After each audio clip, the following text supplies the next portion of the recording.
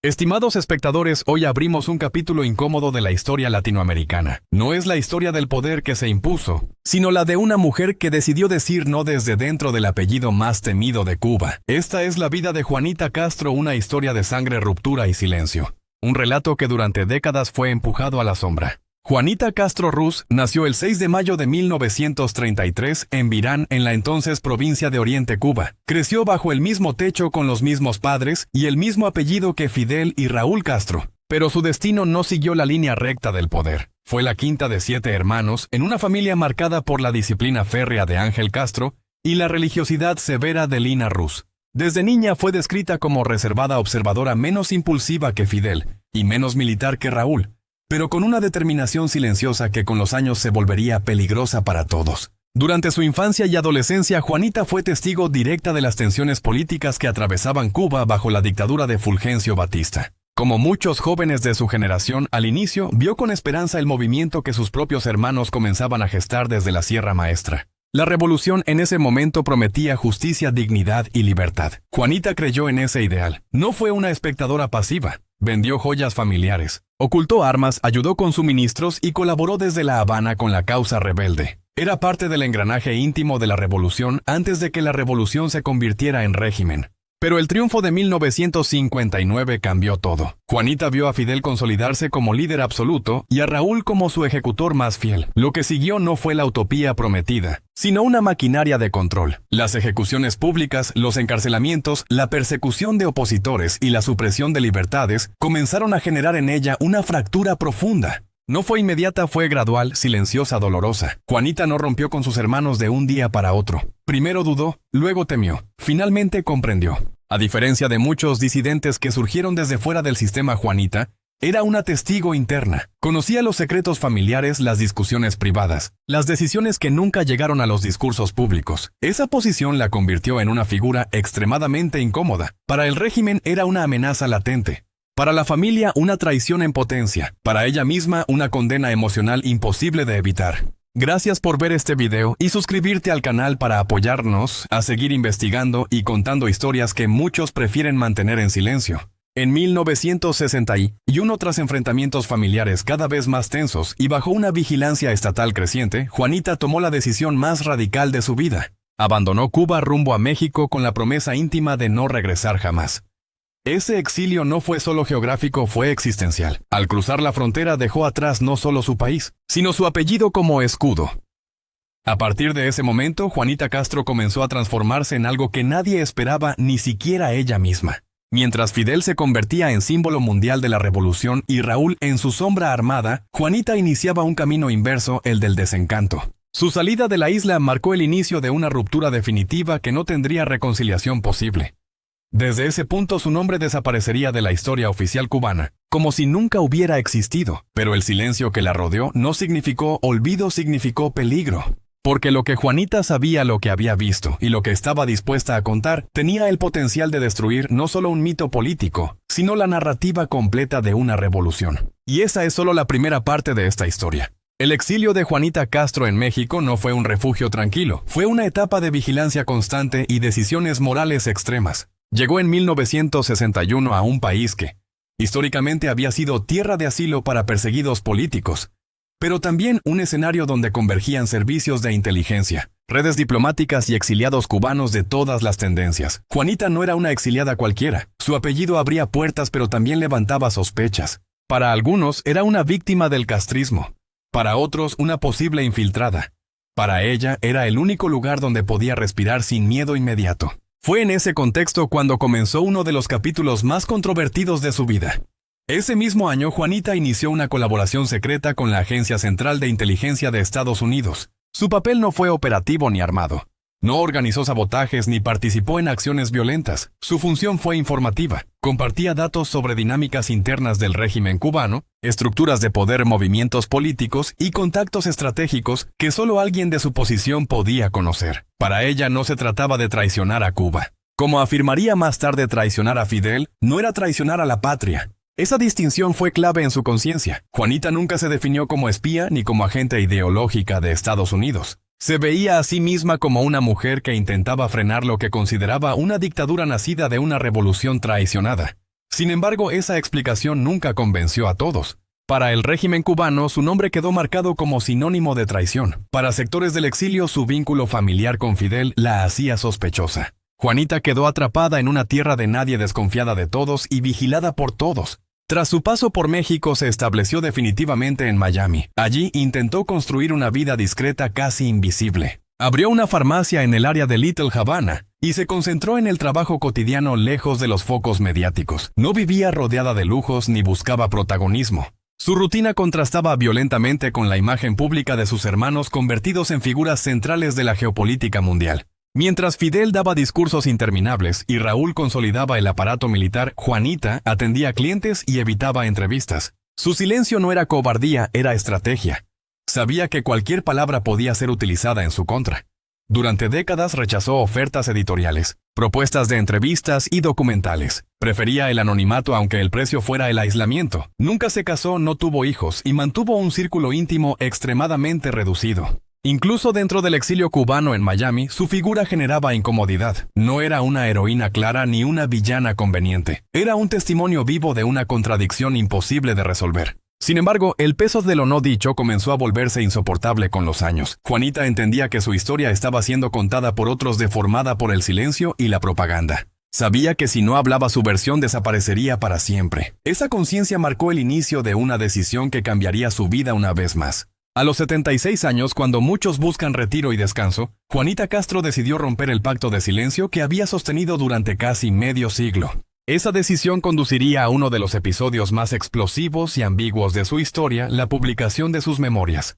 Un acto que no solo removería viejas heridas familiares, sino que abriría una nueva batalla por la verdad, el control del relato y las consecuencias de hablar demasiado tarde. La publicación de sus memorias no fue un acto impulsivo, fue el resultado de décadas de silencio acumulado. Juanita Castro entendía que al hablar se exponía, pero también sabía que el tiempo jugaba en su contra. En 2009, cuando finalmente decidió contar su historia, lo hizo convencida de que era la última oportunidad de dejar un testimonio propio antes de que otros lo reescribieran por ella. Así nació el libro Fidel y Raúl, mis hermanos. La foto, la historia secreta, escrito junto a la periodista María Antonieta Collins. El impacto fue inmediato. El libro sacudió a la opinión pública latinoamericana porque ofrecía una mirada íntima del núcleo familiar más poderoso de Cuba. Juanita relataba escenas de infancia, conflictos privados, miedos y obsesiones de Fidel, así como la evolución ideológica que, según ella, transformó una revolución en un sistema autoritario. No hablaba como analista ni como opositora tradicional, hablaba como hermana. Y esa posición le otorgaba una credibilidad tan poderosa como peligrosa.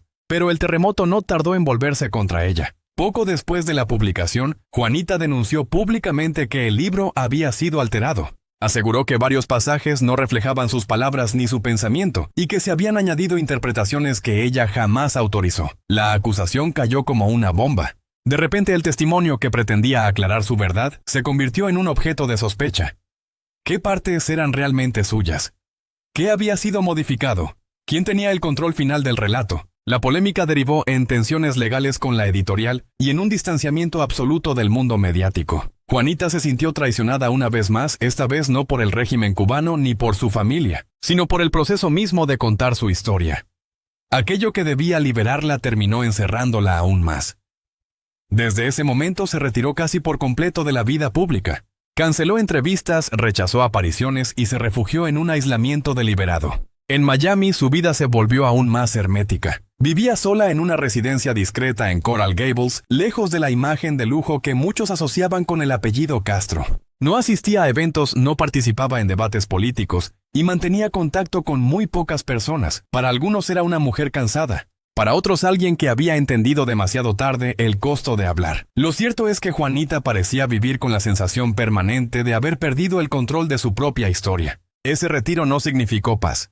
Al contrario, alimentó nuevas especulaciones. Se decía que había escrito notas adicionales, que preparaba una segunda parte de sus memorias, o que guardaba documentos sensibles sobre su colaboración con la CIA y su relación con el exilio cubano. Nada de eso fue confirmado públicamente, pero el misterio creció alrededor de su figura. Juanita una vez más se convirtió en un enigma incómodo, demasiado cercana al poder para ser ignorada y demasiado distante para ser comprendida. Con el paso de los años, su nombre fue desvaneciéndose del debate público. Mientras Fidel envejecía como símbolo y Raúl consolidaba su legado político, Juanita desaparecía de los titulares. Sin embargo, esa invisibilidad sería solo aparente, porque el final de su vida, lejos de cerrar su historia, abriría una serie de interrogantes aún más inquietantes que las que había dejado su silencio. El ocaso de Juanita Castro estuvo marcado por una quietud engañosa. Durante sus últimos años evitó cualquier exposición pública y redujo al mínimo su contacto incluso con personas de confianza. Vivía con la sensación persistente de que su historia había quedado incompleta, fragmentada y en manos ajenas. No hablaba del libro, no comentaba la polémica y rechazaba cualquier intento de reabrir el debate. Sin embargo, quienes estuvieron cerca de ella aseguran que nunca dejó de preocuparse por lo que ocurriría con su legado cuando ya no pudiera defenderlo. El 4 de diciembre de 2019, Juanita Castro falleció en Miami a los 86 años. No hubo anuncios oficiales, homenajes ni comunicados familiares. Su muerte ocurrió en silencio, casi como si se tratara de una figura anónima, mientras las muertes de Fidel y otros líderes revolucionarios habían sido transmitidas como acontecimientos históricos. La suya pasó desapercibida para la mayoría.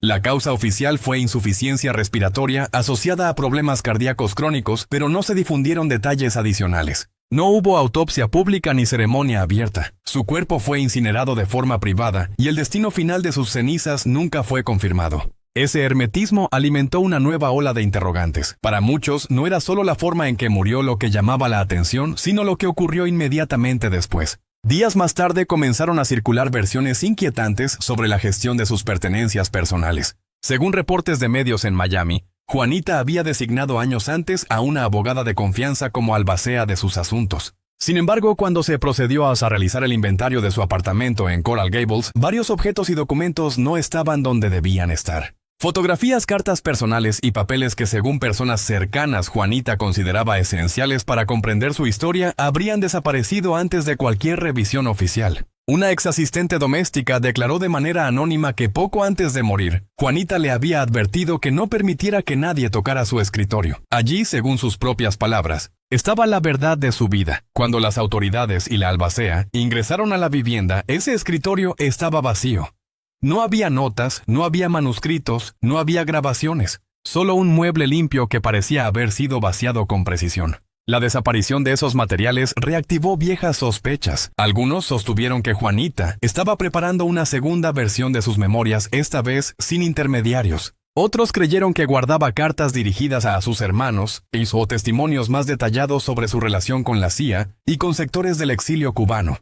Ninguna de esas hipótesis pudo ser confirmada, pero el vacío dejó una sensación inquietante. Como si no fuera suficiente, el libro que había marcado su regreso al espacio público volvió a colocarse en el centro de la polémica tras su muerte. La editorial mexicana que publicó Fidel y Raúl, mis hermanos, emitió un comunicado ambiguo, expresando respeto por su figura pero sin aclarar la situación legal de los derechos de autor. La periodista que coescribió la obra guardó silencio absoluto. Nadie explicó quién controlaba ahora esa historia ni bajo qué condiciones. Así, incluso después de morir, Juanita Castro volvió a quedar atrapada en un laberinto de silencios, documentos ausentes y decisiones tomadas sin su voz. Su muerte, lejos de cerrar el capítulo, dejó abierta una pregunta incómoda: si alguien más estaba escribiendo el final que ella, nunca pudo terminar. Tras su muerte, la atención comenzó a desplazarse hacia un terreno aún más delicado, el de su patrimonio. A diferencia de lo que muchos imaginaban por su apellido, Juanita Castro no dejó una fortuna escandalosa ni bienes ostentosos. No había mansiones, cuentas multimillonarias ni colecciones de arte. Lo que sí existía era un conjunto de bienes modestos repartidos entre Estados Unidos y México, cuya gestión quedó envuelta en un silencio legal inquietante.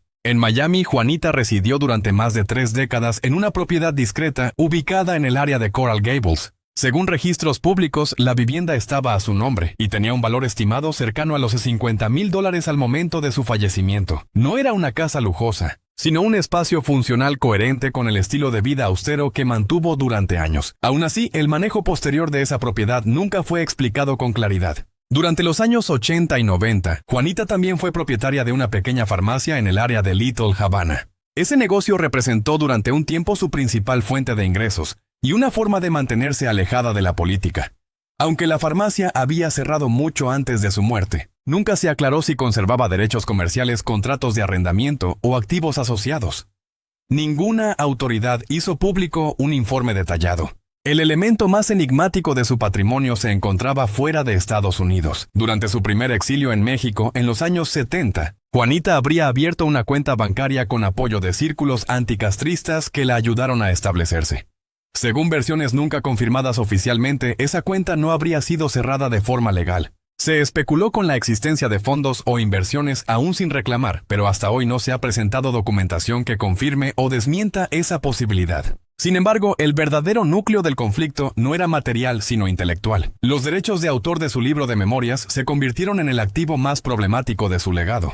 Tras la publicación de la obra y la posterior denuncia de Juanita por supuestas alteraciones del texto, se inició un proceso legal confuso para intentar revertir partes del contrato editorial. Ese proceso nunca llegó a una resolución pública clara. Después de su fallecimiento, ningún familiar directo reclamó oficialmente los derechos del libro. Juanita nunca se casó, no tuvo hijos y su relación con el resto de la familia Castro estaba rota desde hacía décadas. Sus sobrinos, incluidos figuras públicas vinculadas al régimen cubano, nunca se pronunciaron sobre su herencia. Tampoco organizaciones del exilio cubano confirmaron haber recibido donaciones, a pesar de que se rumoraba que esa era su voluntad. Varios portales de venta de libros continuaron distribuyendo la obra sin restricciones, lo que sugiere que los derechos permanecen en manos de la editorial o de terceros no identificados. Nadie ha explicado quién recibe actualmente las regalías ni bajo qué marco legal. Esa falta de transparencia reforzó la sensación de que la historia de Juanita seguía siendo administrada por otros incluso después de su muerte. Un abogado de Miami que afirmó haber trabajado con ella en los años 90, declaró que Juanita temía profundamente que su testimonio fuera distorsionado tras fallecer. Por esa razón, según él, buscaba mecanismos legales para proteger su legado. Sin embargo, ningún documento de ese tipo ha sido registrado públicamente ante las Cortes de Florida. El resultado es un vacío legal que deja su patrimonio y su historia expuestos a interpretaciones ajenas. Así, lo que Juanita Castro dejó no fue solo una casa, un negocio cerrado o un libro disputado. Dejó una herencia fragmentada llena de cabos sueltos, silencios administrativos y preguntas sin respuesta. Un legado vulnerable, exactamente lo que ella más temía. La historia de Juanita Castro no puede cerrarse con cifras, propiedades o documentos legales. Su verdadero legado es más difícil de medir y al mismo tiempo más perturbador. Fue una mujer que nació en el corazón mismo del poder absoluto en Cuba, y eligió alejarse cuando comprendió el precio real de ese poder. No encabezó multitudes, no fundó movimientos, ni buscó convertirse en símbolo. Su ruptura fue íntima, silenciosa y profundamente solitaria. Mientras el apellido Castro se convertía en sinónimo de revolución, control y permanencia, Juanita encarnó la disidencia desde dentro de la sangre. Para el régimen fue una traidora imperdonable. Para buena parte del exilio cubano, una testigo incómoda que llegó tarde y en una posición ambigua. Nunca logró pertenecer por completo a ningún bando, y quizá ese fue su castigo más duro, quedar suspendida entre dos mundos que no la aceptaron del todo. Su vida demuestra que no todas las batallas se libran con armas ni discursos públicos. Juanita eligió resistir con el silencio durante décadas y cuando finalmente habló, descubrió que incluso la palabra puede ser arrebatada, editada y utilizada por otros. Su libro, lejos de darle paz, la enfrentó nuevamente al control del relato, a la imposibilidad de poseer plenamente su propia historia. El misterio que rodea su muerte, los documentos desaparecidos, el testamento nunca aclarado y los derechos de autor en disputa no son simples anécdotas. Son la prolongación de una vida marcada por la pérdida de control sobre su narrativa. Incluso después de morir, Juanita Castro siguió siendo una figura administrada por silencios ajenos, por decisiones tomadas fuera de su voluntad. Tal vez por eso su figura incomoda tanto. No encaja en el molde del héroe ni en el del villano. No es una mártir ni una líder carismática. Es algo mucho más difícil de digerir. Una mujer con memoria, con contradicciones y con una verdad que no se deja simplificar. En un mundo que prefiere relatos claros y bandos definidos, Juanita representa el gris, el matiz, la duda. Hoy, cuando su casa permanece como un espacio vacío y su historia sigue fragmentada, la pregunta no es solo quién fue Juanita Castro, sino qué hacemos nosotros con figuras como ella. ¿Las recordamos, las investigamos o las dejamos desaparecer porque no encajan en el relato oficial que nos resulta más cómodo? Juanita no tuvo funerales de estado ni homenajes multitudinarios. No tuvo estatuas ni consignas. Pero sostuvo hasta el final algo que muy pocos se atreven a conservar frente al poder absoluto: la fidelidad a su propia conciencia. Y quizá ese sea el legado más subversivo de todos.